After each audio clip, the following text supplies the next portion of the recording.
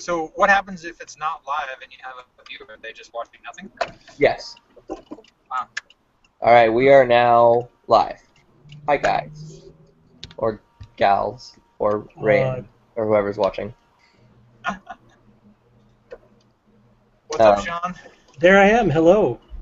Hello. I'll be home in literally a minute or two. And I'll be able to join more officially. Okay. Agenda is, if I remember correctly, bylaws, different membership stuff as far as like the levels, and then going over the documents that Sean's been working on. Is that about right?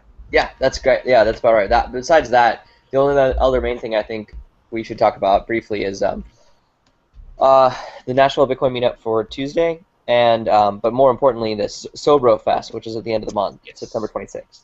Yeah, I was curious what level of involvement or planning we've been asked to do for that.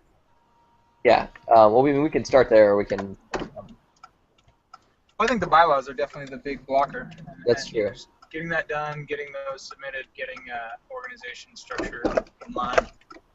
Yeah, on the bylaws note, based on our conversation last week, we covered a lot of different things that we need. We said, okay, before we officially file as a 501c3, we needed to get this on the bylaws.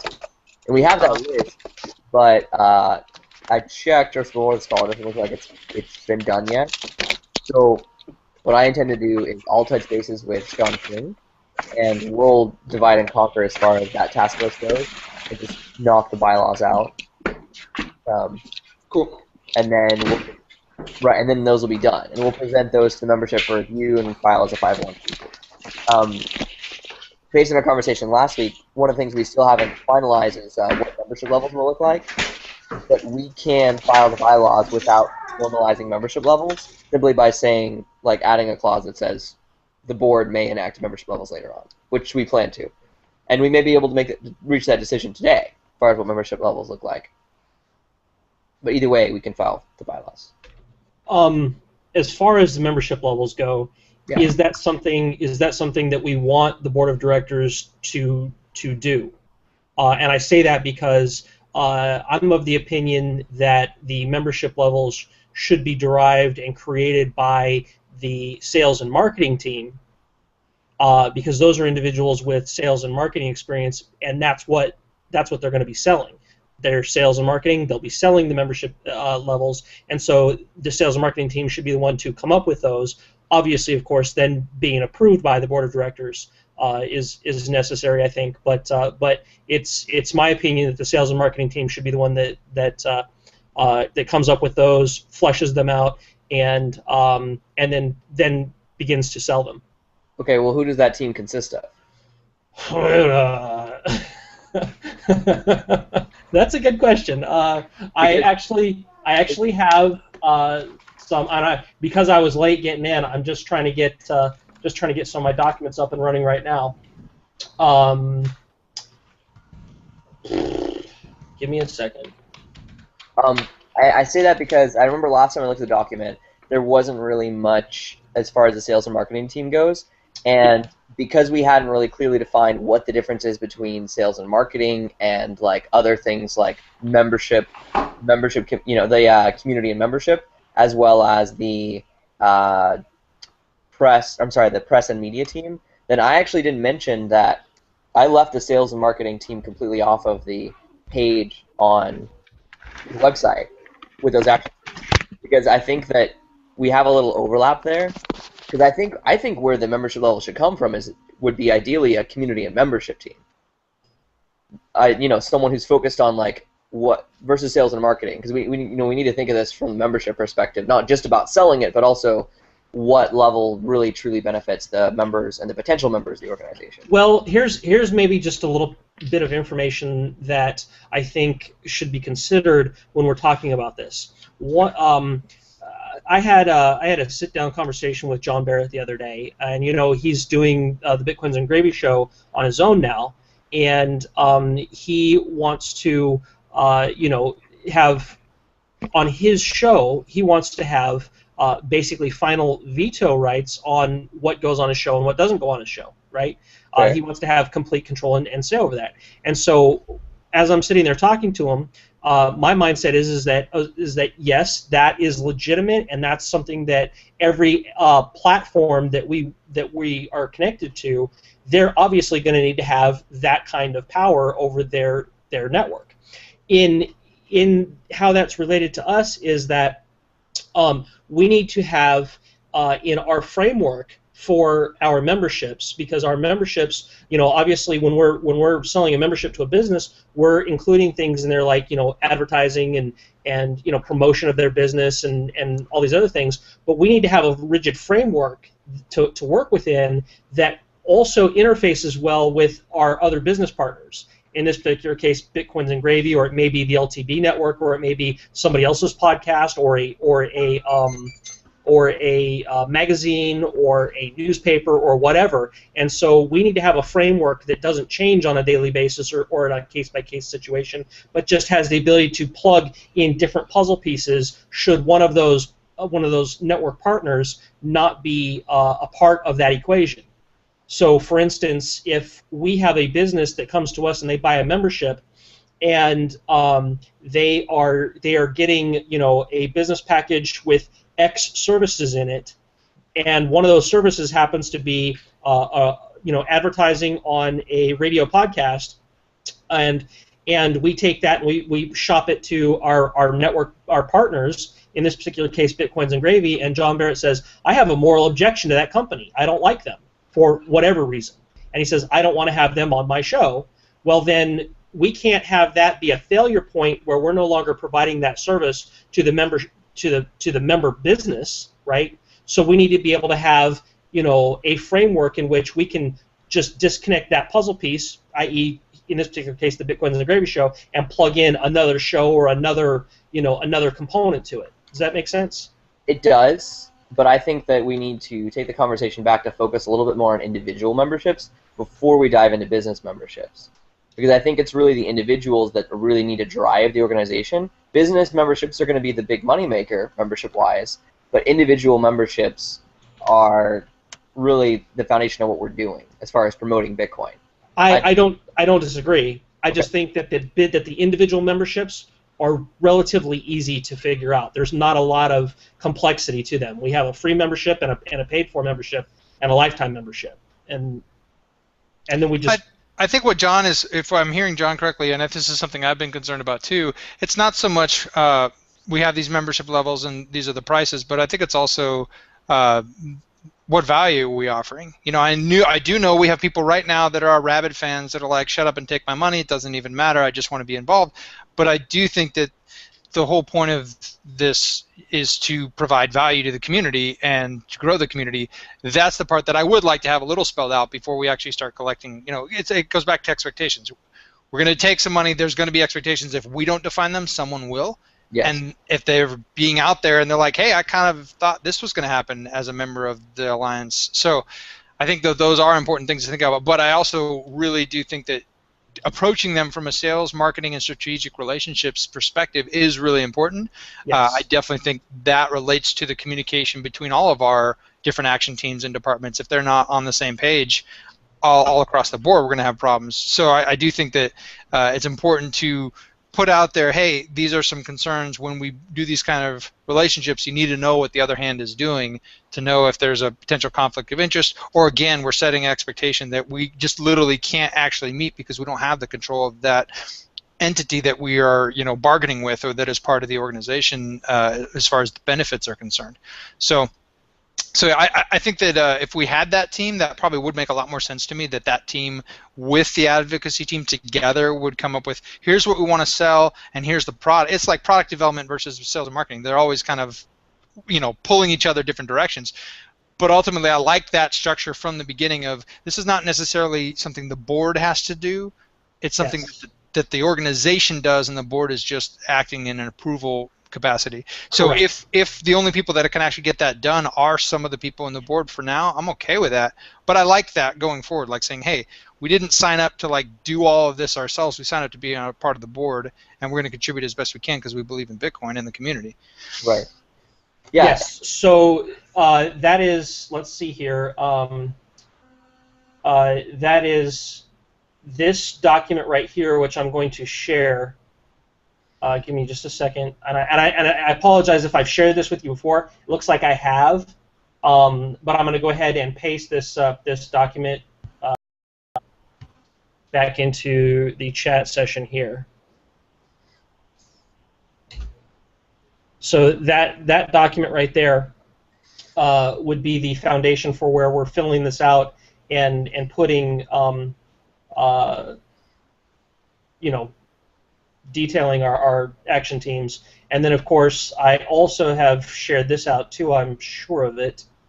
This is the actual action team SOP, and this is where this is all linked in the agenda. Just so okay, okay, yeah. I haven't had a chance to look at it. I was literally doing like 90 and 100 miles an hour down the road to get here. This is a video recorded meeting, just so you know.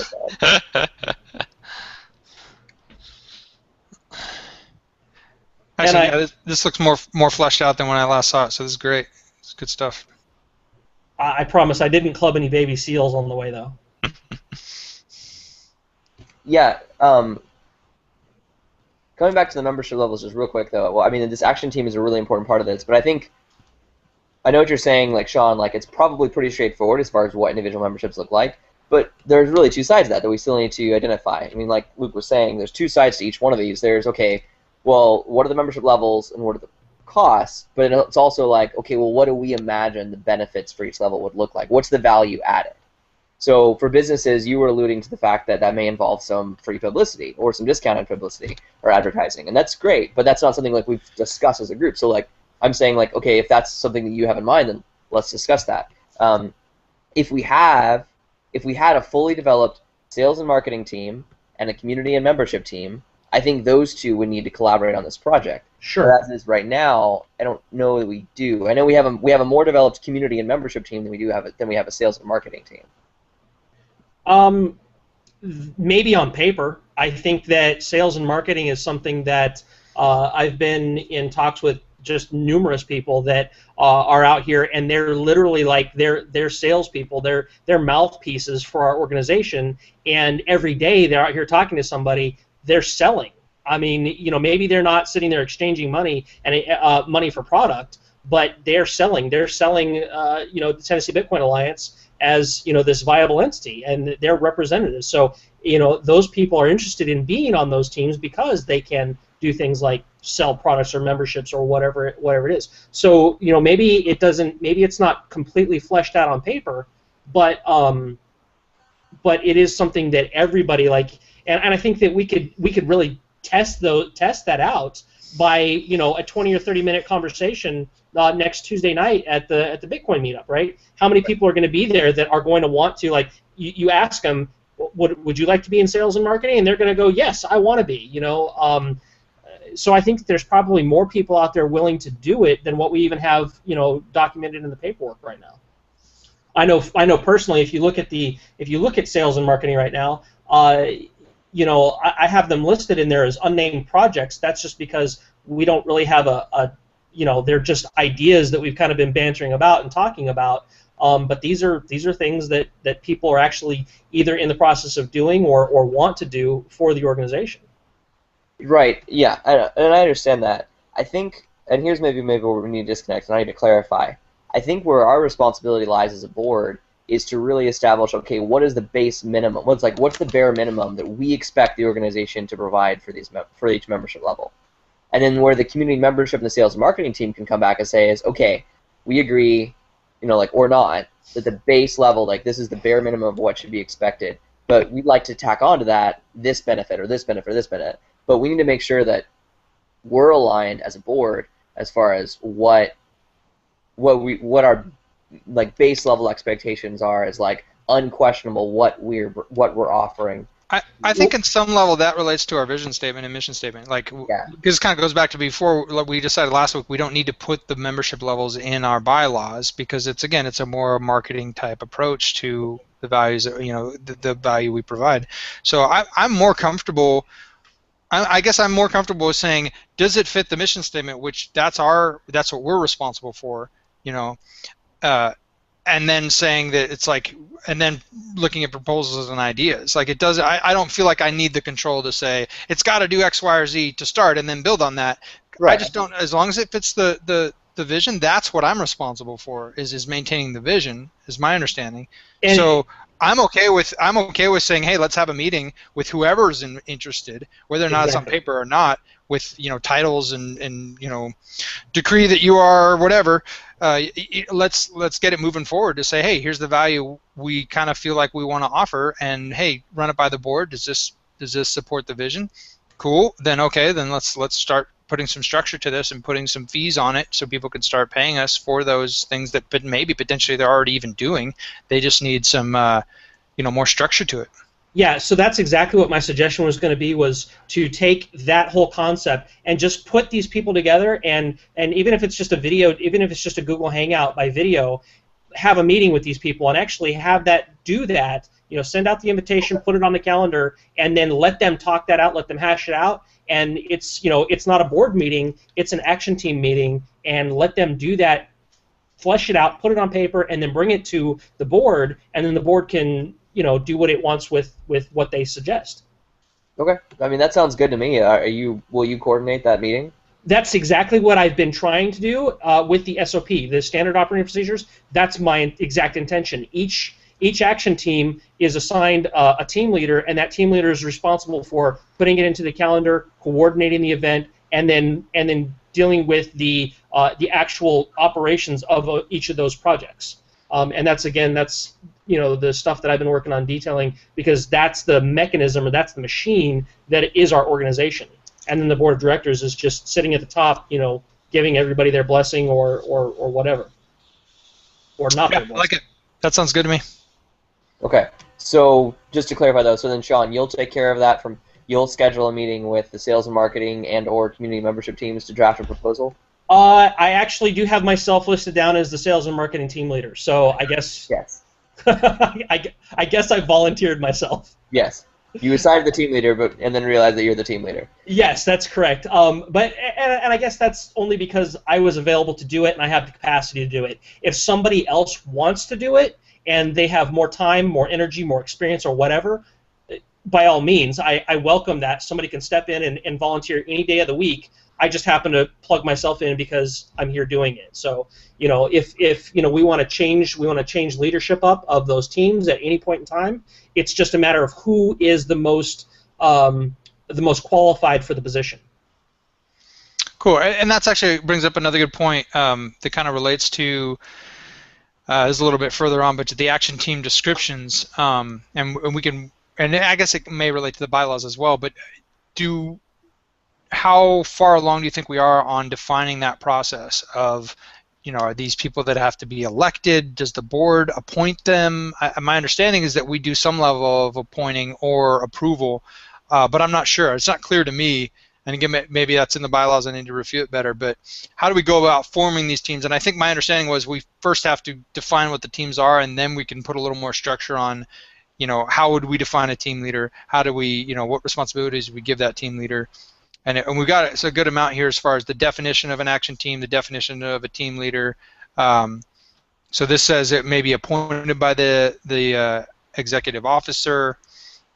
So it may just be John. I guess you'd have the call, or I think clarifying that a little bit might help formulate this even quicker. But this is a great start. I think just having this SOP and the kind of actually doing some real structures or some real teams to say, okay, here's who the people are, and here's the discussions they're having, here's what they're producing for these projects. I think that's great. What are your guys' current thoughts on there now? Should we kind of put a little more clarification on that? Yeah, I think that's work that just needs to be done on that SOP is all. So if there's something in there that you don't like, or it needs to be rewritten, or it doesn't flow right, it's just a start. It's just a draft. So if we decide, hey, we don't want the executive officer to be solely responsible for that, or we want it to be a board appointed or whatever, we just throw it in there. But by having that definition and having it, as a public document, everybody knows what a team leader is. Everybody knows what's expected of them. So before they volunteer to be a team leader, they have to agree. They say, okay, well, I've read the SOP. I agree to all these things, and I can do this. Excellent. So we just have to flesh it out and make it firm, and then that way, we can actually move forward after that's done, because really we're just floundering until we have a complete consensus on what the standard operating procedures should be for the action teams. Cool. Okay, so that's definitely an action point for this week. And Sean, you've already taken the lead on that, and you've made the most progress. I think it appears to be it's at a point where we all need to engage in it. Exactly. Yeah, I think that I have been so busy and swamped here that I have not even gotten the first letters written into the next subjects at the very bottom. But my thought process, I've got a lot of thinking that I've done on it. I just haven't gotten that onto paper yet. But I'm definitely, all of this, as much collaboration as we can get on it.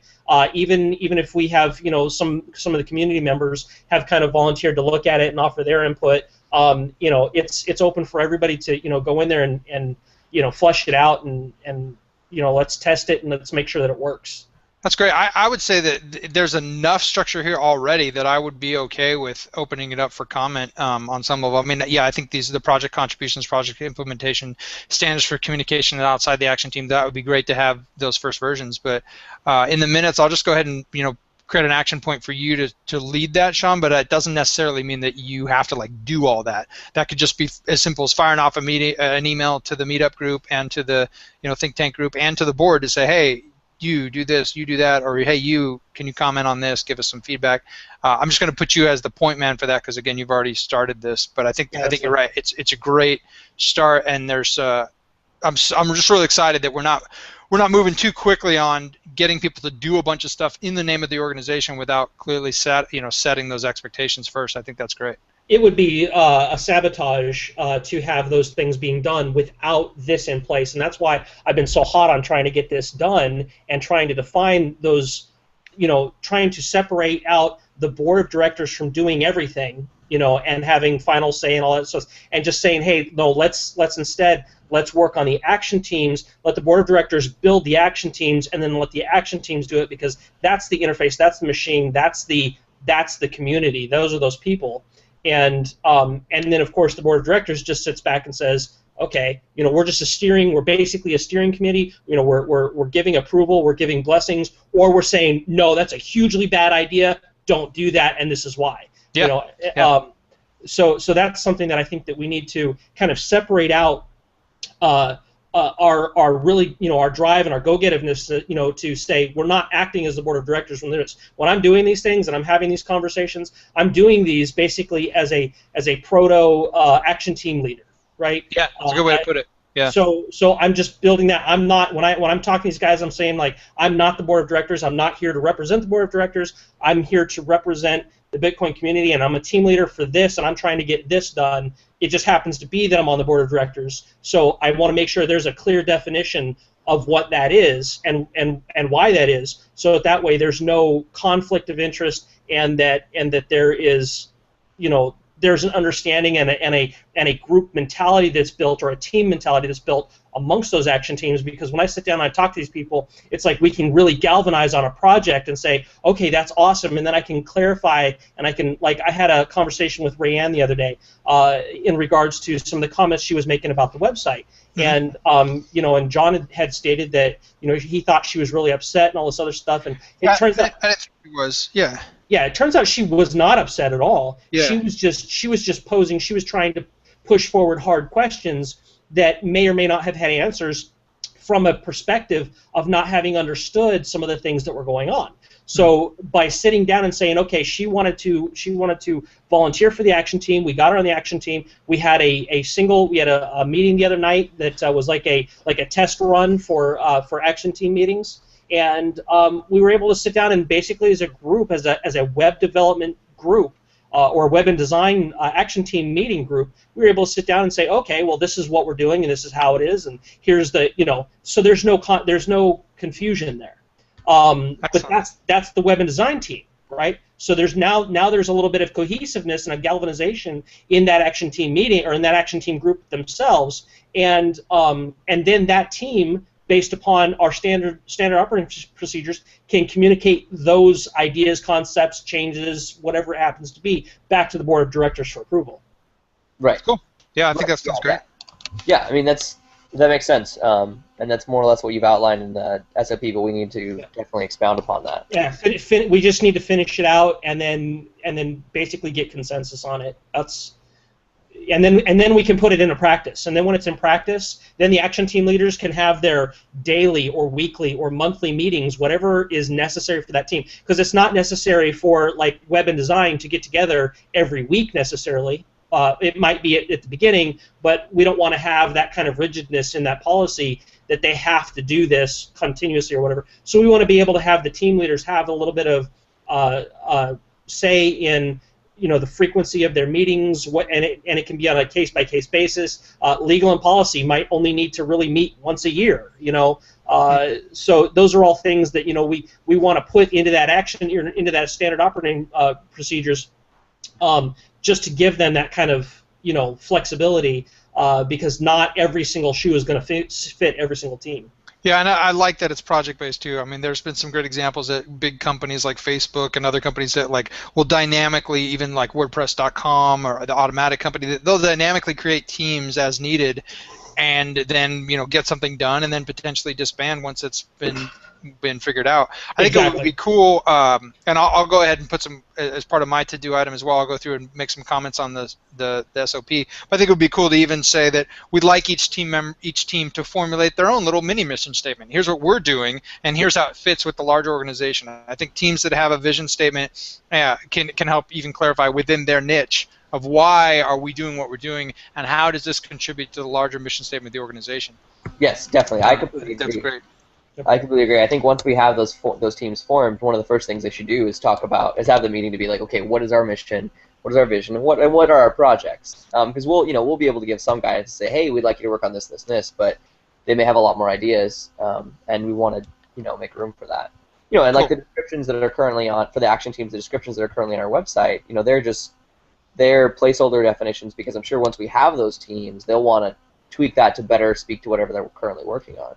Yep. Again, based on their little internal mission statement of how they feel they need to exist to support the larger organization. Very cool. I think that kind of brings us to number 3 a little bit. I mean, we've bounced around on our agenda a bit. The bylaws, I guess at this point, the membership levels are going to wait for an action team to kind of give some input there. And the bylaws are going to be, you're going to do those edits, and it looks like that's going to be finalized based on our conversation last time. As far as the interim communication policies, I don't know that we've made a whole bunch of changes on the website in the past week, so I don't know that that's a big deal. I think I've mentioned to you, John, I could do like an article. I didn't end up this weekend. I wanted to. I didn't get to it. But doing like a little article about the Spark Nashville event where John kind of did it. They gave away the award with Bitcoin, and I got a couple pictures, and it was kind of neat. But just kind of that idea of like that would have been a good content piece potentially to put on the website, but it's still a little unclear, like, what is the interim, and maybe it sounds like you guys are already meeting, Sean, so maybe it's just something we can continue to punt for another week or two, but I'm just thinking, like, is that important enough that we feel we need to give some guidance now for what kind of content should go on the site, how that content is vetted, or do we feel it's not as big a concern over the next couple weeks until that team is formed? I think that it's not as huge of a concern. I think that what we have up there is good enough for now. As the action teams themselves gain cohesiveness, then they can be far more productive. Because until that time, we're really just kind of we're still kind of flying by the seat of our pants a little bit. Yeah, I guess that's what I'm trying to kind of avoid, because like between now and when that team is created, are we just going to say the site is static, or are we going to say, yeah, some type of content will be put up, such as this, this, and this, and here's how we're going to decide what that content is. I mean, again, the only reason I'm making a big deal out of it is because it is, in essence, the entire organization right now. It's the only thing you can point to say this is the Tennessee Bitcoin Alliance. Mm-hmm. So when we do, like John's up on stage and he's doing the QR code and he's talking about Tennessee Bitcoin Alliance, everyone in the room is like, oh, okay, I'll check out that website. So, even that content piece, is that a content piece? Is that important? Should we put up a content piece like that to say, hey, we're involved in the community, we're being asked by the community to represent Bitcoin already? So these are kind of things that, like, if the site's going to be static between now and when that action team is built, sweet, no problem. If it's going to have content changes, can we even kind of decide what type of content changes might be up there? Like if a new merchant comes on board, that seems to be something we've already put up on there. Those kind of things. So I think if just fleshing out just even a little bit, might be important, because again, it's the primary communication channel and representation of the organization. That's just my thought. Like again, I value expectations, and if somebody's out there, as you said, selling the Tennessee Bitcoin Alliance, and there's stuff going on at the website that they don't have any kind of framework for understanding how that's going to change. Like I'll just throw out a real example. Let's be real with it. The Bitcoin trader. It's a real big, interesting topic in the community. And there's some, I've been following the discussion very closely on BitcoinTalk.org, because there's a lot of people that are convinced it's a shady organization. Other people convinced, hey, it's like any investment. You gotta only invest what you're willing to lose. And it's one of those things that at my current level of information, I would have concerns if we were to promote it as an organization.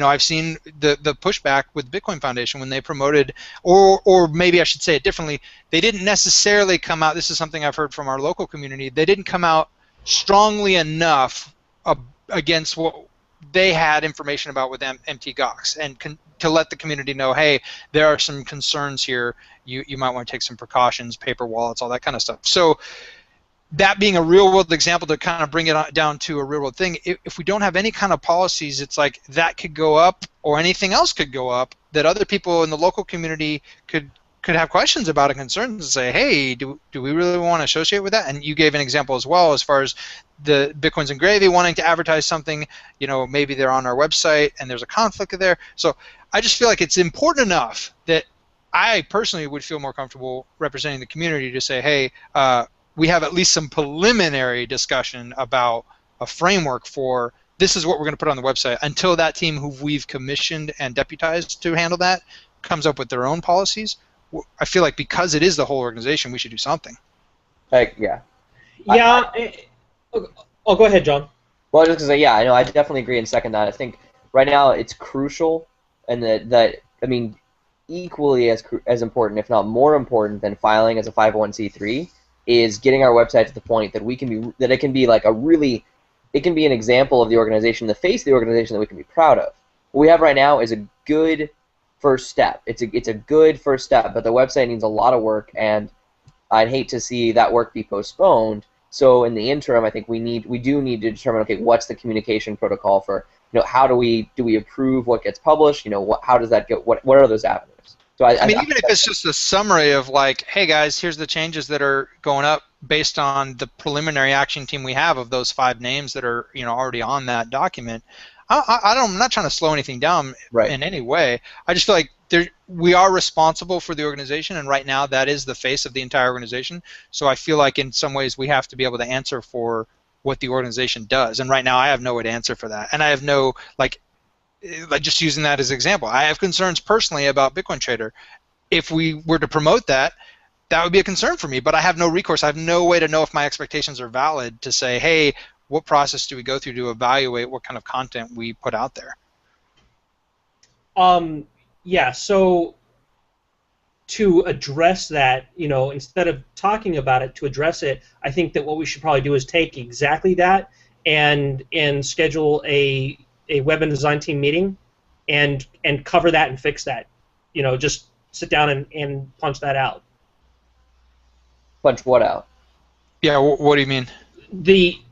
Just exactly that. Sit down and design in the web and design team meeting, design a policy for how that would be addressed, or how those things would be fixed or not fixed.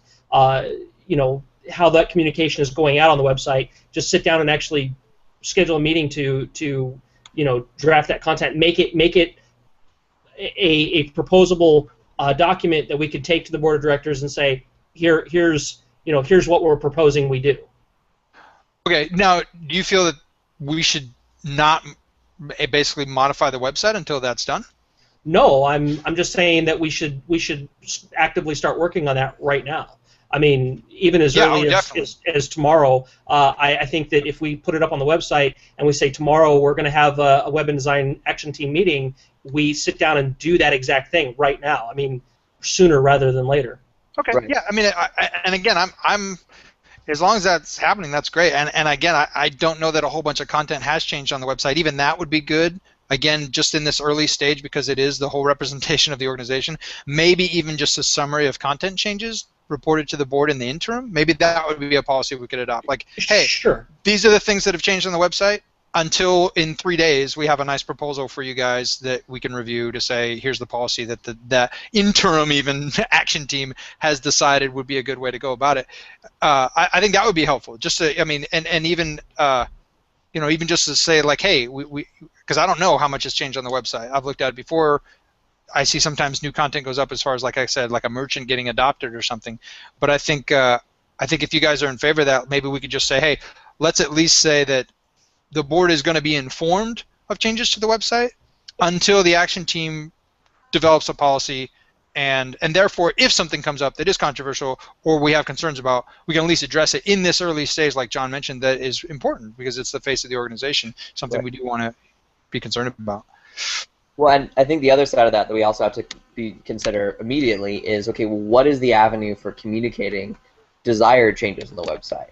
So, like, for example, I looked through it and came up with a couple edits that, I was like, oh, I think it'd be better if we edited this, this, and this, and made a couple notes in a Wunderlist, but it hasn't happened in a couple weeks. So, like, what is the best avenue for us to communicate any desired change? My suggestion there would be that the action team leader for that group would define that. So if they want to use Wunderlist or they want to use, Redmine or Pivotal or, any kind of project management tool that they, Basecamp, whatever, that they would say, or even just an email address, hey, comments at, feedback at.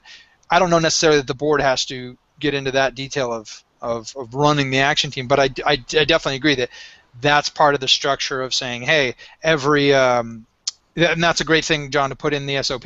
Every team should have a means for not just the board, but the community at large to give them feedback and give them input. And they should define that to say, hey, this is the team leader. This is how you contact the team leader. This is his preferred way of communication. Maybe like for the website, there's a bug tracking system. And so you actually go through there for bugs, but you go through here for marketing content. You go through, however they want to define that. What are your thoughts on that, Sean? Yeah, I am actually editing this right now because that is something that does need to be defined here in the SOP, and that is. So is that something that you want now? Remember, right now you're the web and design team leader as well, Sean. Yeah. What's the best way to communicate with you as far as website? I think that as far as the action team itself communicating internally, I think one of the best tools that I've seen so far is just the collaborative live document in Google Docs. Yeah. Because we can go in there and everybody can comment on it, have it pulled up and work on it. So by having that document live, not only can a board of directors see it at any time by logging in and looking at it, but at the same time they can use it collaboratively during the Google Hangout during the action team meeting.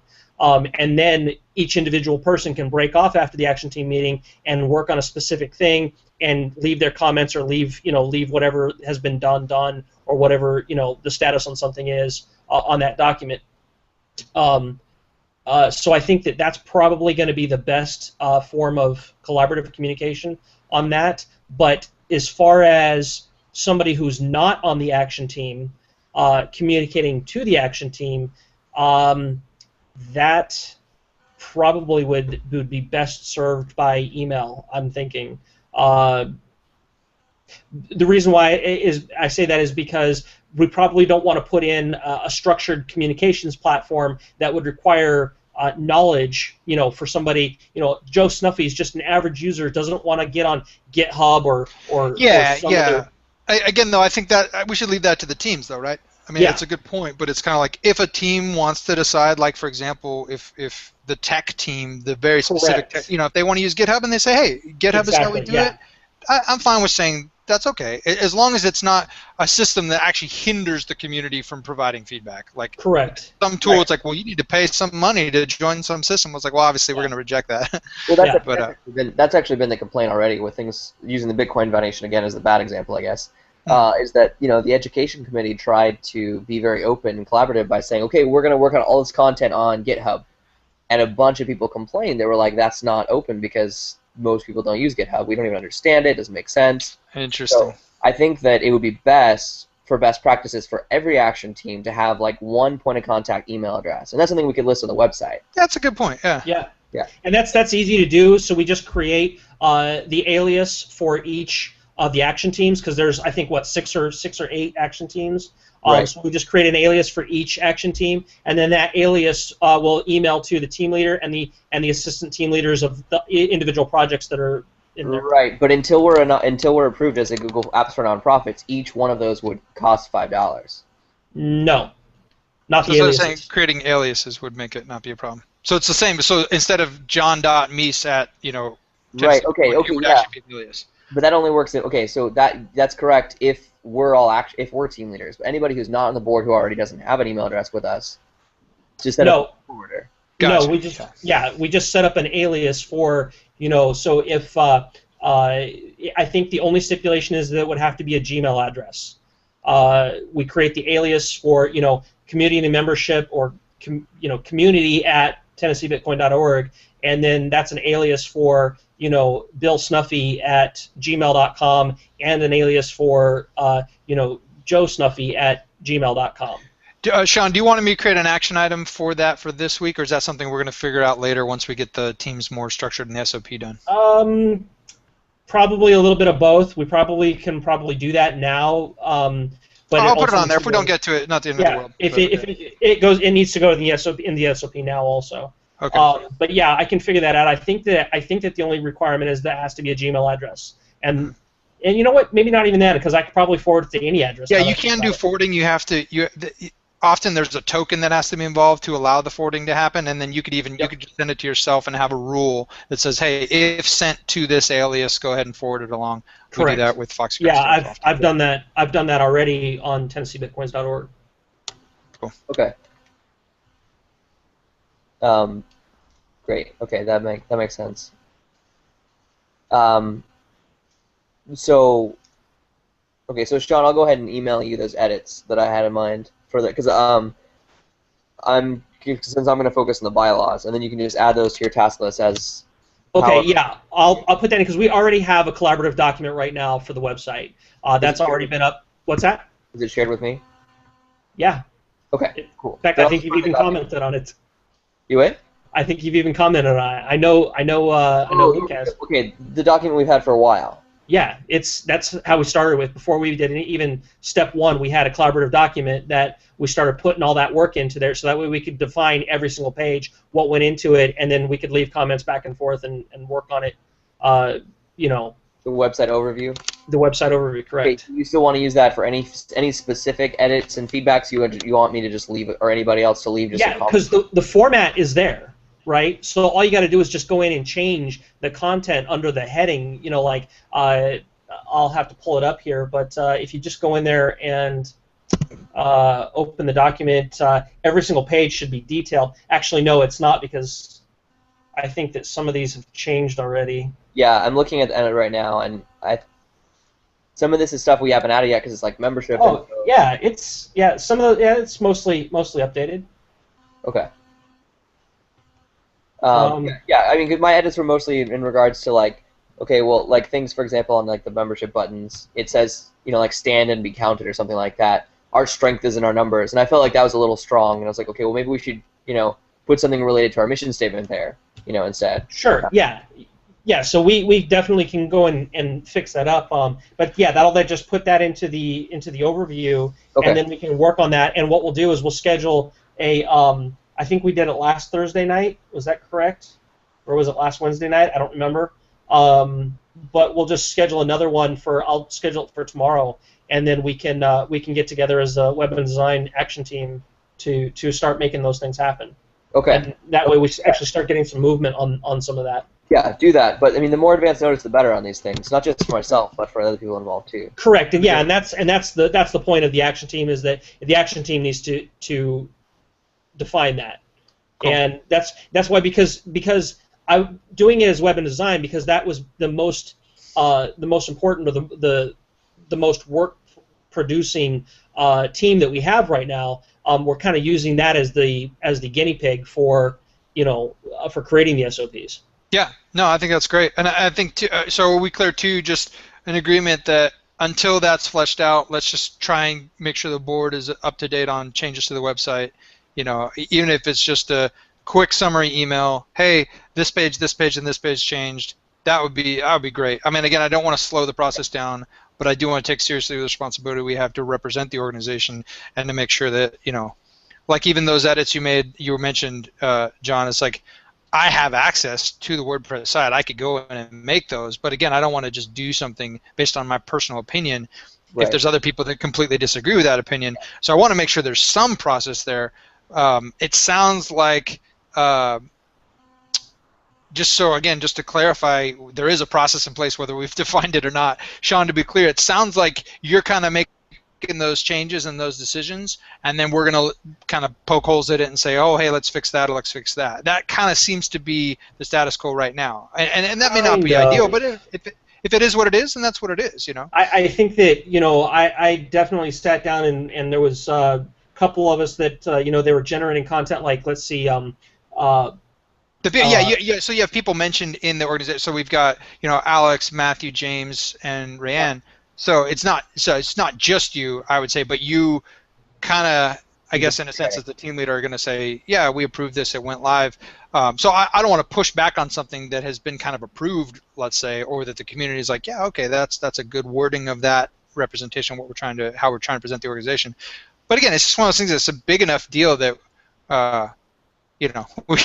we should have a process for it, but it's fine. I think just even getting emails back and forth using that document like that's a great example of the process right now, is to comment on the document and make changes in the document. And and as far as finalization, it sounds like it's still kind of whoever has access can make the change, and if there's pushback, we then address the pushback. Is that kind of what it sounds like? I guess that's kind of been what's happened. Like, for instance, John the other day made all those edits and everything. Like, I didn't even know about it, about the action team pages, which is fine. But when I saw the stuff that was going on with Rihanna, I was like, I didn't even know, because I had to go and actually look at it. So you're right. There isn't necessarily a process for level 1 approval, level 2 approval, level 3 approval for something to be done. We've just all been kind of working on it, and it's gotten us to this point. Yeah, it's great.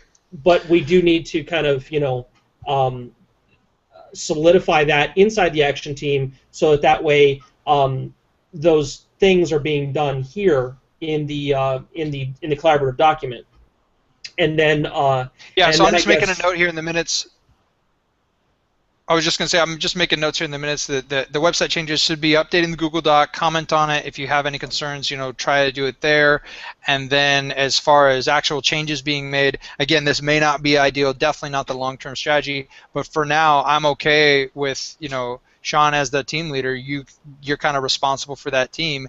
You kind of having the call to say, hey, I'm going to hit the save button, and then I'm going to draft that email to the board to be like, hey, these are the changes that happened today. Well, here's an even better way that we can do this. We can draft those changes. We can put those into the overview document, but then whoever's doing it can create the page, put it, log into WordPress, create the page, set it all up, set the page as private. Yeah. And then share the link out, so that way they can actually design, develop the entire page, and before it replaces the other page or goes live, we just take that URL link, submit it to the board, and the board can look at it and go, yeah, that's good. Or yeah. So it kind of sounds like on the minutia detail, which is not good long term, but in the interim, the board is going to act as some level of approval. In the future, I feel like we should deputize that action team that's been officially approved to make those decisions for us. But I think that's a good process, and I'm totally fine with saying, like, look, this is going to go live tomorrow afternoon or tonight or whatever, and if you care, click the link and add some comments. If you if you can't get to it within 24 hours, then I'm sorry, you just didn't get to contribute. I'm okay with that. I think that's fine. I don't want to slow the process down because again, we wouldn't be where we are today without the progress we've already made.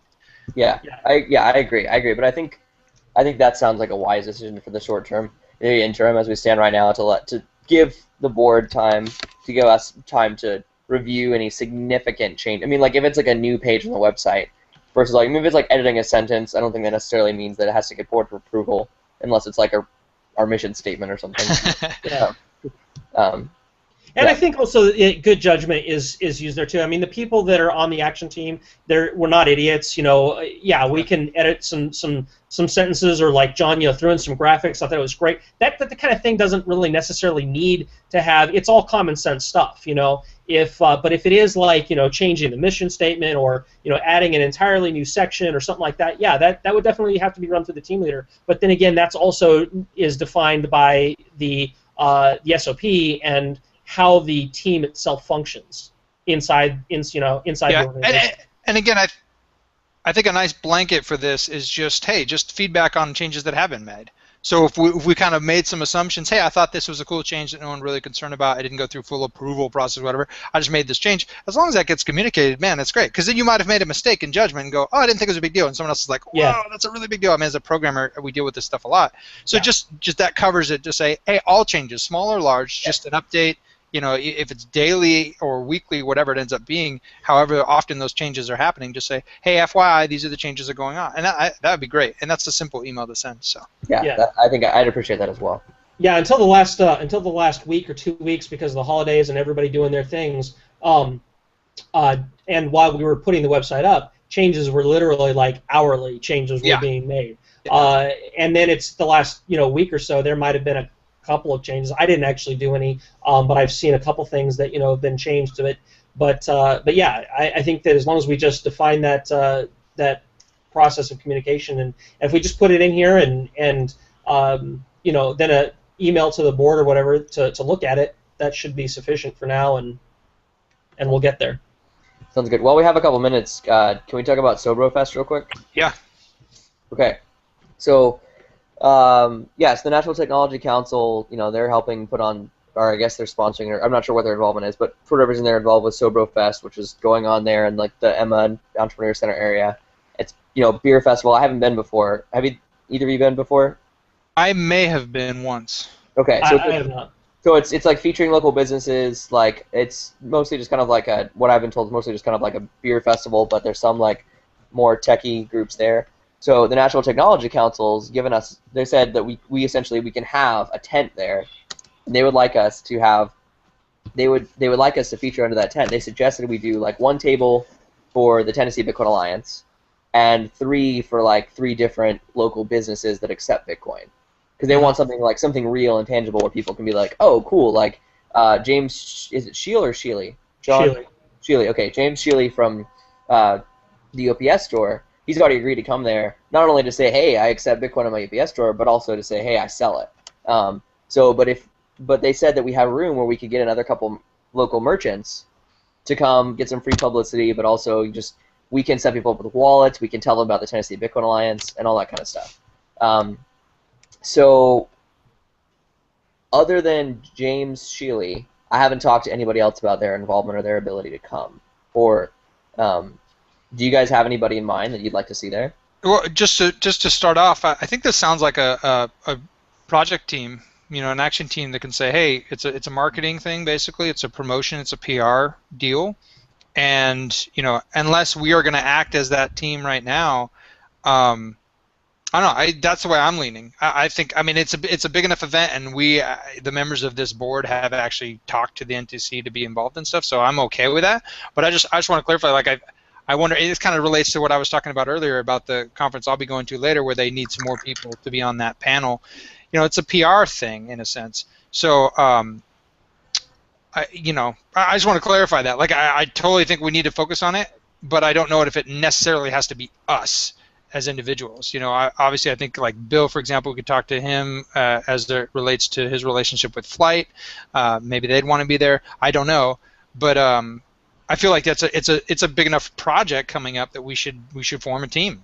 And I think with this SOP starting to be finalized, I think that would be a really cool thing to see. Because like with anything in programming, or it's like you do it once, you have no idea if your pattern is good. You do it twice, you start to get to an idea. By the third time, you're like, oh, I see a pattern. These are the things that are consistent, and these are the things that are unique.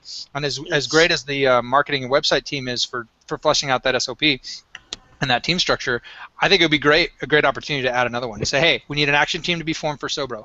Who's on board? Who can help it out? Who can make it work? It's just a Six Sigma reiteration or iteration. You know, we fix it as we go along.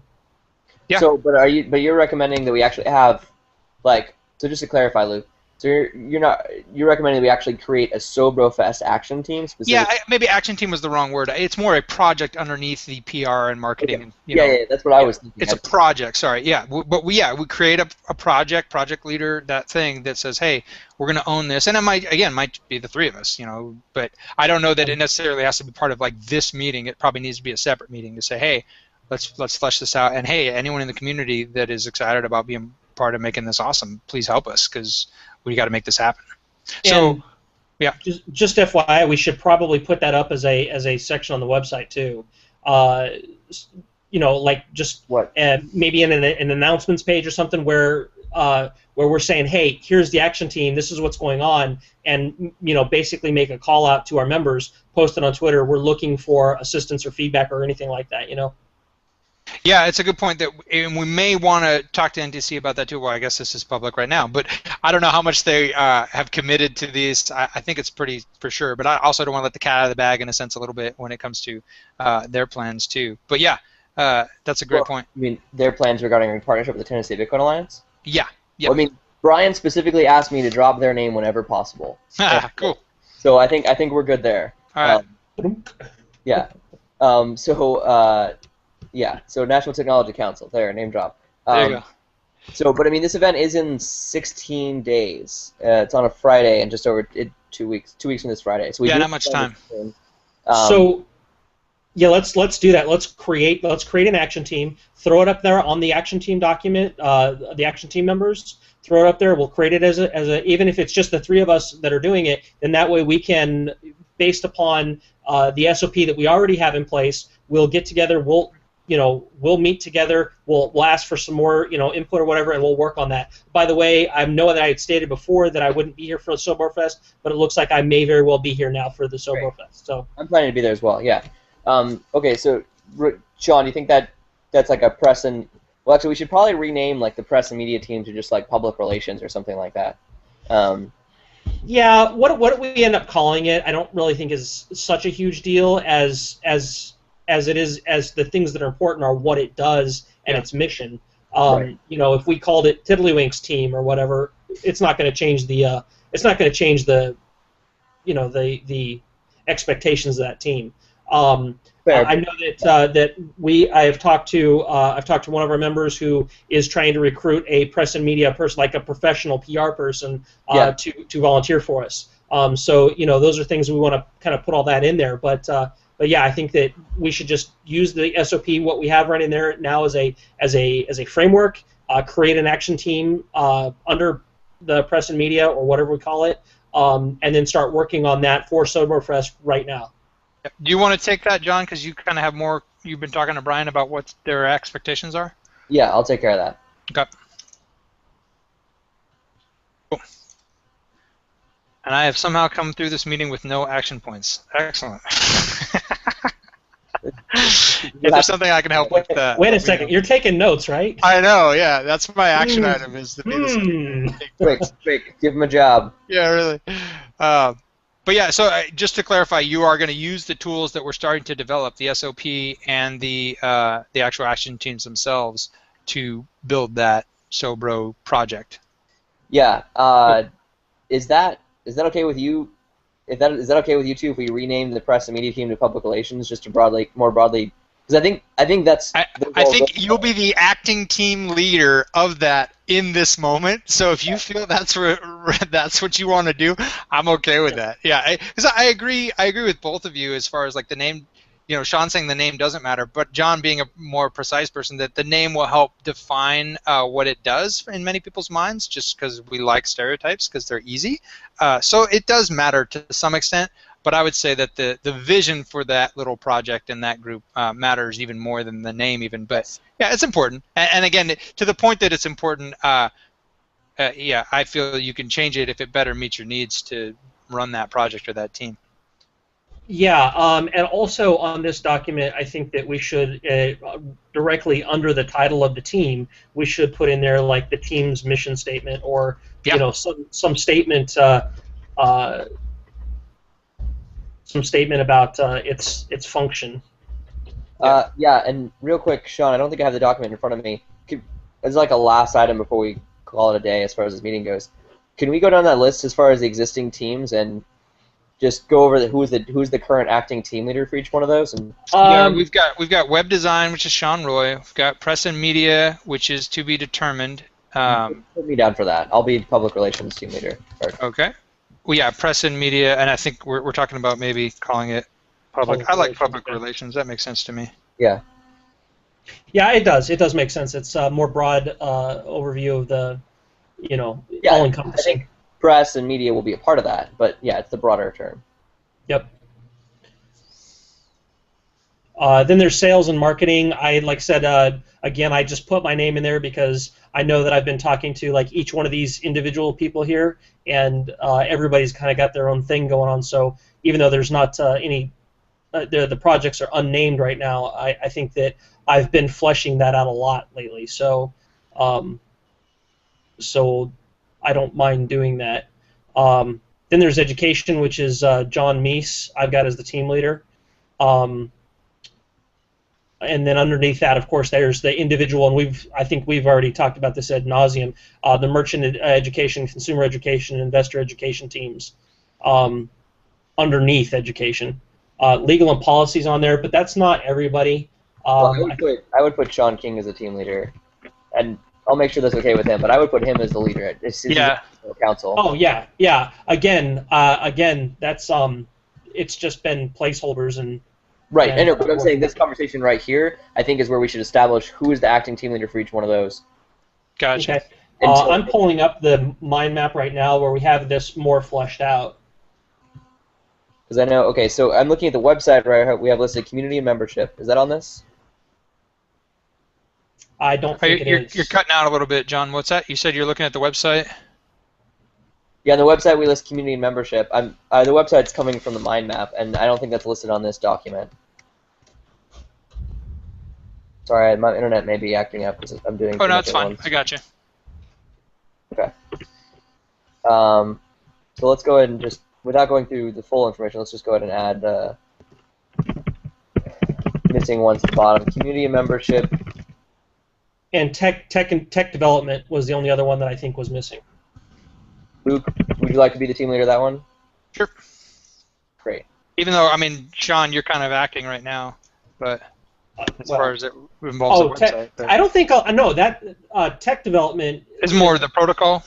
I think that like things that people have been talking about is like the Bitcoin vending machine. Gotcha. Yeah. I've got trading bot software that I'm working on with Jake Robinson and just I think there's different things. So tech development, even though we haven't really talked about a lot about it, I think it's something that is definitely a huge component to what the TBA can do. But I don't think that there's a whole lot of, it's not super valuable to us at this particular point in time.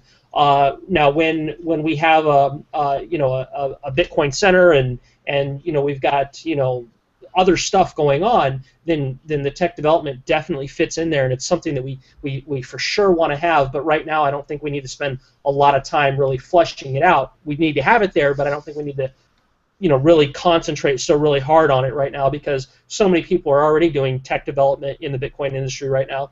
Mm-hmm. Right. Yeah. Who did we say community development? Is that going to be you, John? Is that what we said about community development?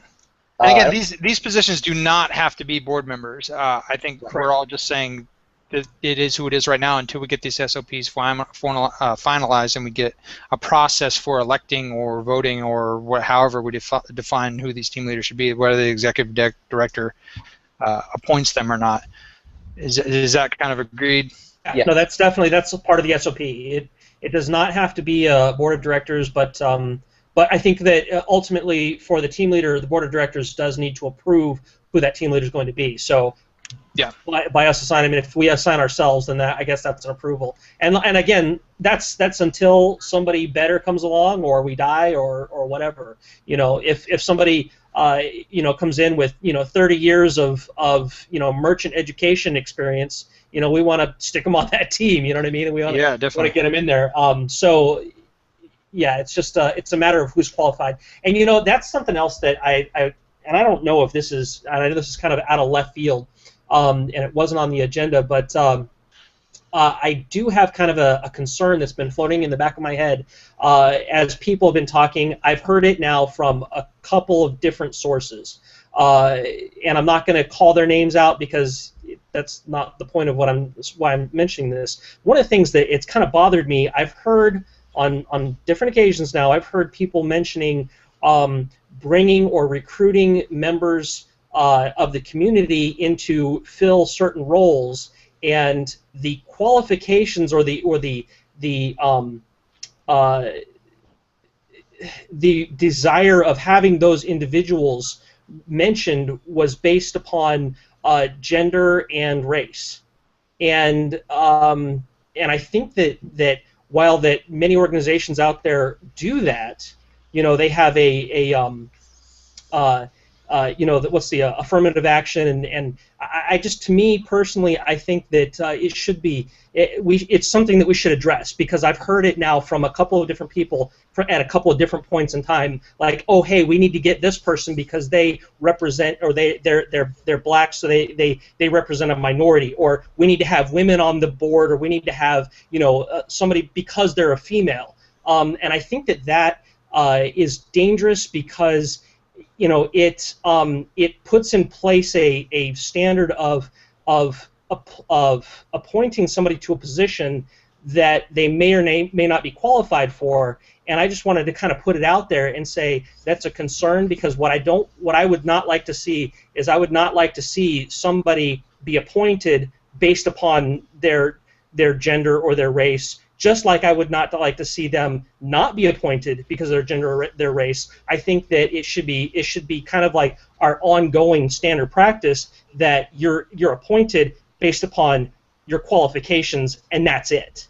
Yeah, I think that's a huge topic that I'm going to postpone as the secretary till the next board meeting. But I really think that's an important topic, and there are some intense opinions on it, because I have friends that strongly believe it's a moral imperative to basically correct some wrongs in a sense, and therefore you take this stance or the other stance, and at the same time we are responsible for the quality of the what we do, and if you're not qualified, there's no way you should be part of that position. And I think even from a Bitcoin community standpoint and a tech standpoint, we like to believe the world's a meritocracy, when even our own decision process can be primed and different things like that. So it's not necessarily that cut and dry.